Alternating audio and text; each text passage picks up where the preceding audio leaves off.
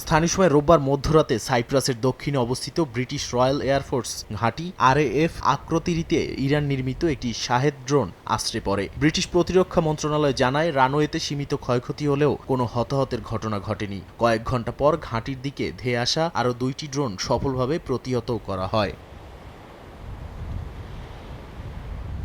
সাইপ্রাসের president জানিয়েছেন, তার দেশ কোনো সামরিক অভিযানে অংশ নিচ্ছে না, তবে ব্রিটেনের এই সার্বভৌম ঘাঁটি মধ্যপ্রাচ্যে সামরিক অভিযানের গুরুত্বপূর্ণ কেন্দ্র। স্থানীয়ভাবে নিরাপত্তা সতর্কতা জারি করা হয়েছে, অনেক কর্মীকে সরিয়েও নেওয়া হয়েছে এবং সামরিক সদস্যদের পরিবারকে নিরাপদ স্থানে স্থানান্তর করা হয়েছে।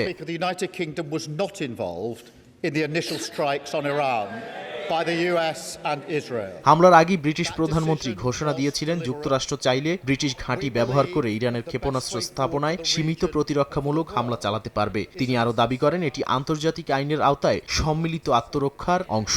তবে সমালোচকরা বলছেন, এতে যুক্তরাজ্য সংঘাতের সরাসরি ঝুঁকিতে পড়ে গেছে।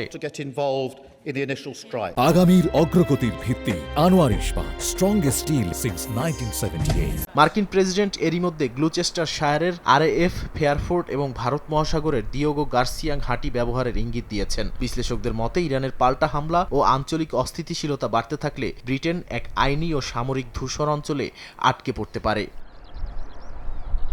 1986 সালের পর এই প্রথমবার সরাসরি আক্রমণের শিকার হল আক্রতিরি ঘাঁটি। মধ্যপ্রাচ্যের এই যুদ্ধে ব্রিটেন আনুষ্ঠানিকভাবে আক্রমণে অংশ না নিলেও এর ঘাঁটি এখন সামরিক লক্ষ্যবস্তুতে পরিণত হয়েছে, যা সংঘাতের বিস্তার ও ইউরোপীয় নিরাপত্তার কাঠামোর ওপর নতুন চাপ তৈরি করছে বলেই মনে করেন অনেকে।